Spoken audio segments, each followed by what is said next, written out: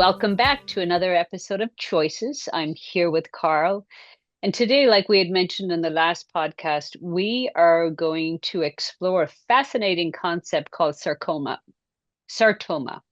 It's a blind spot, not just the kind that affects the eyesight, but the blind spot in our thinking, in our beliefs and behaviors.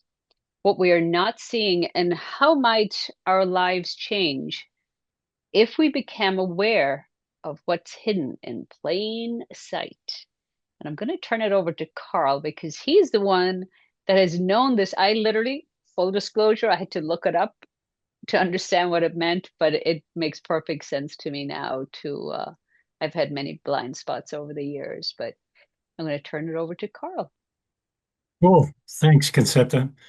Yeah, Scotoma I learned a long time ago from my buddy Ralph Williams, who one of these days we'll have Ralph on the show, on the podcast, and just a very, very insightful person. But Scotoma, the literal definition is a blind spot in seeing. The psychological definition is a blind spot in thinking about things. And so scotoma becomes a filtering system in the way we think about things. And so it's a little bit like developing a tunnel vision about this or that or whatever in your life. And you get focused in that tunnel vision, and the stuff in the periphery tends to disappear. And so it's an interesting concept to talk about. And again, it can have a cultural effect. It can have, many different things. If you're growing up in a particular culture, they can look at things in a particular way, and all of a sudden you grow up in that culture and you look at things in a particular way. Just gets a little wacky in terms of that, but again, Concepta and I have been working on this 6 inches between the ears and what can affect that. And it popped into my mind when we were talking last time about scotoma, and it really fits. It's the way Do you ha people will do you limit have themselves. do you have an example of something that you can speak for yourself just to give people an understanding, a better Sure. understanding of it? Yeah, I mean, in relationships, there can be scotomas, and you look at the other person in a certain way.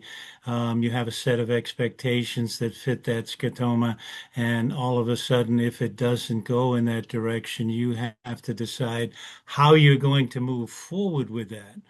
And you can put things in order so that you see them in a particular way, and it's like a compartment that you put things into to just have things just so in your brain so you can deal with it. That A would be lot of where the red flags hide behind. You know, people in hindsight, they're like, yeah, red flag, but it's like they haven't brought it to their full awareness.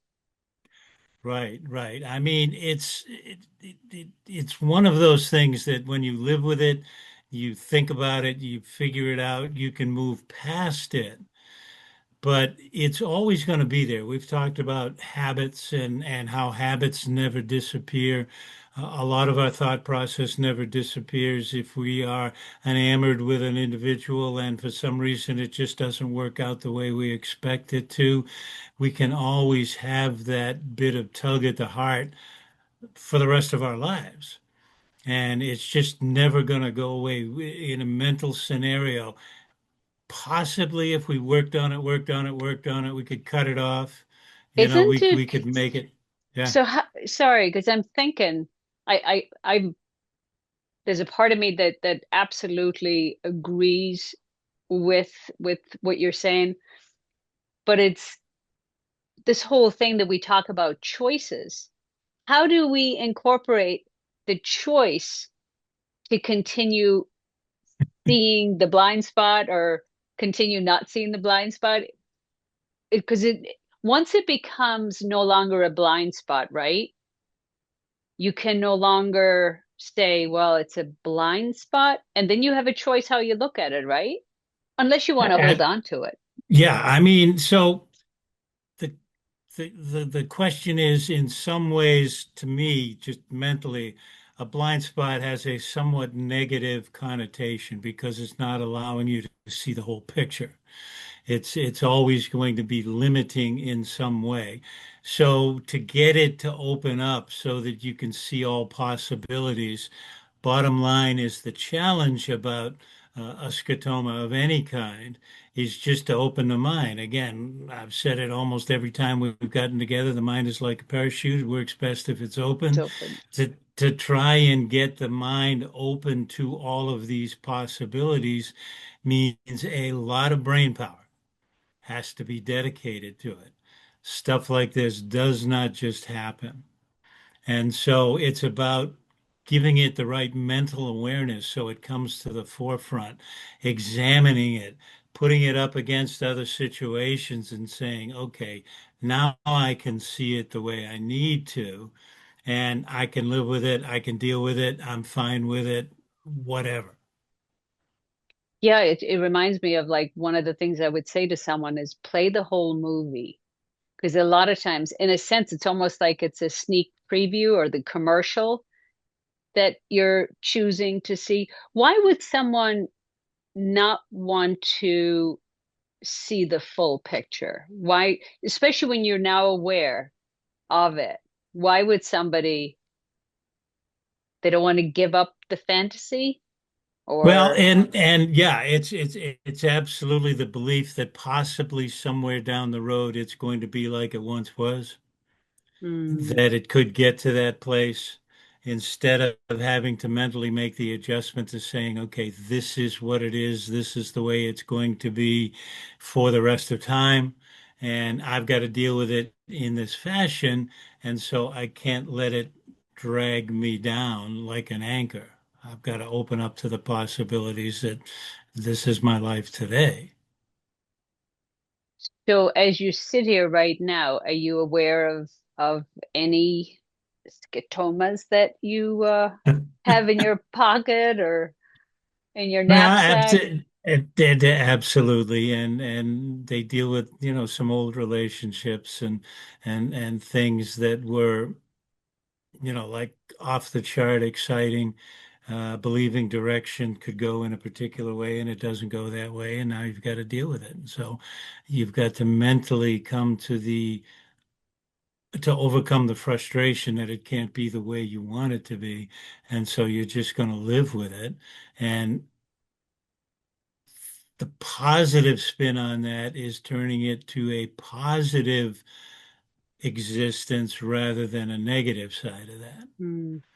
And again, when we lose relationship, lose touch with people, in most cases, it gets to the negative side. We can grieve, we can do all that other stuff that happens with that, or we can be thankful for what we had and believe in the memory and keep it in a positive highlight for as long as possible.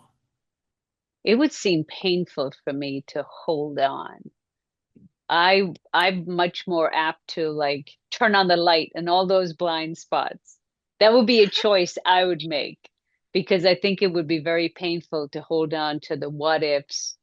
I feel like I would torture myself. So I would be more apt to play the whole movie, go into acceptance, create some story. Like when I have my niece who's been dating here and there, and if a guy ghosts her, I'm like, maybe he got killed in a car accident because that's the only reason why some guy would not call you back. And I know that's very different than what we're saying, but we can create so many stories in our own mind that can be absolutely amazing, or they can be absolute torture. It can be the same person we're thinking about, but it's two different mindsets and there's many in between. I mean, Which your reaction to this is a lot what I picture her reaction to this is. mm, You know, got to cut it off because yeah, otherwise it's hard to deal with.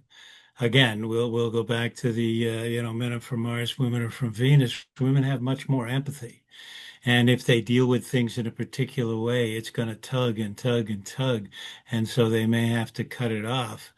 where our brain set in the male side is to, okay, let's figure it out, fix it, be done with it And type put of it in a scenario. box and seal it. Yeah, And yeah, don't let that yeah, box touch any other boxes in the brain.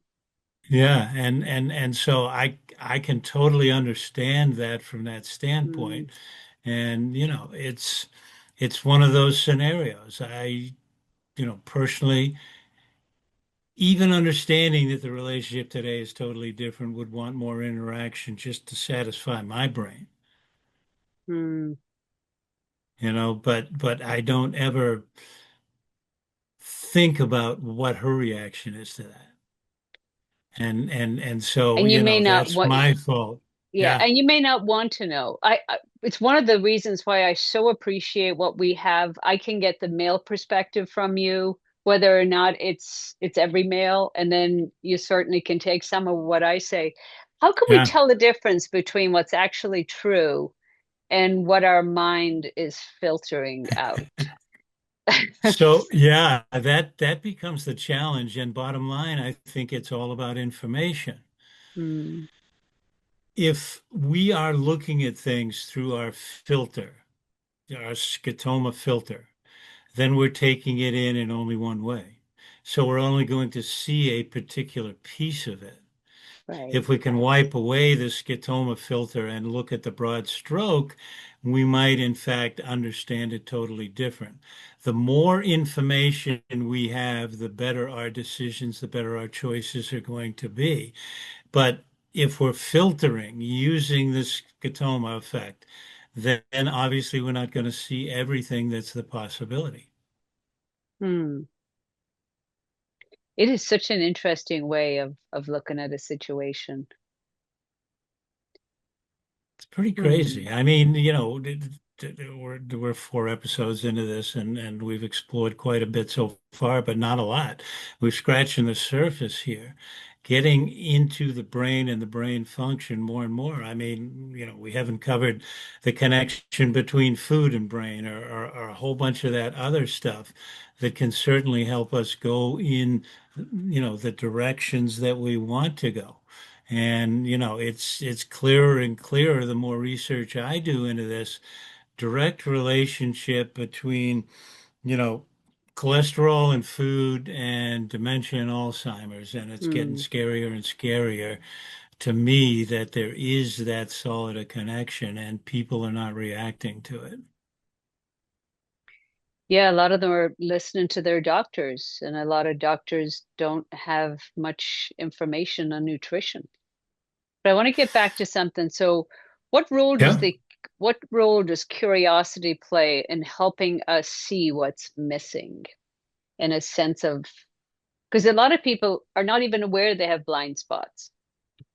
How Right. does So, someone get curious as to what their blind spots are? right. First and foremost, like anything else in our lives, we've got to recognize.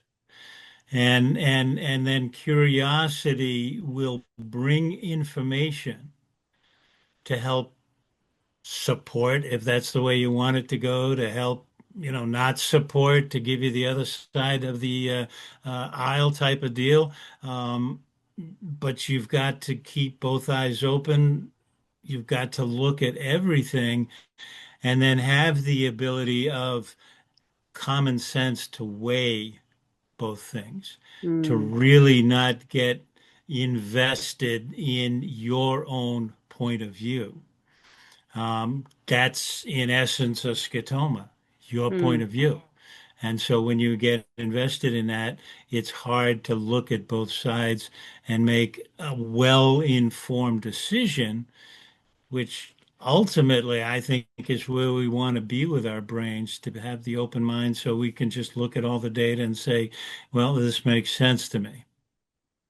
So we're going to wrap it up with one question. This time flies by, but we are trying to keep it, within 10 or 15, 20 minutes. And if anyone does like what we're saying, please like and share. But if our greatest limitations are often the things we cannot see, what's one simple practice people can use this week to become aware of their own blind spots? What little nugget are you going to leave them with? So key to success I learned a long time ago is focus. So Mm, now this sounds totally opposite from what we're talking about. And you have to focus. But if you want to focus to learn about a scotoma, you have to understand that the camera has a widening aperture, and you've got to go at that and start widening your view at everything. And so if you believe this is right, start widening your view on it and, mm, get a 10,000-foot look see and see if it assures you that everything you're thinking about is correct, or wait a minute, there's a little something over here that I might want to look at to see if it's going to impact or have an effect on what I'm thinking. mm, Got to keep that mind open, and you've got to realize that while focus leads to success, it can also give us the tunnel vision so that we're not looking at things outside. So there are many points along the way that even though you're focusing in on, I did real estate, focusing in on real estate, you can't focus on that all the time. You've got mm, to sometimes broaden your horizon, take in other opinions. It's why artwork is good for us because it leads our brain down different pathways or walks in the woods. It opens up our brain to certain possibilities. And so we've got to remember to take those steps aside, even though we want the success, we want to do all of that. If we don't broaden our horizon, the tunnel vision might get us. mm. It does take work. It's funny, as you were talking, I was thinking about my experience last night in the local woods. And my entire focus was looking through the lens, trying to get the little owl to stand still and focus. But it was amazing of like when I'm not looking through the lens, I'd much prefer to not look through a lens because I see so much. It's absolutely beautiful. Well, this is a wrap for another session with Carl and I, and we look forward to being here again next week. Do you have a little teaser you want to leave them with about next week if you have in mind, or we can figure it Well, we out? can we can figure it. Always can figure it out, but it might be time to try and hit a little bit on the food-brain connection or the gut-brain connection, which is a very serious connection Hmm. that not a lot of people look at. We can talk about helping epileptic fits. I mean, it's been used in the past. Holistic medicine has been great. We just got to this pharmaceutical-based stuff, which is croaking us. Yeah, definitely. All righty, till next week. Goodbye from me and Goodbye for now.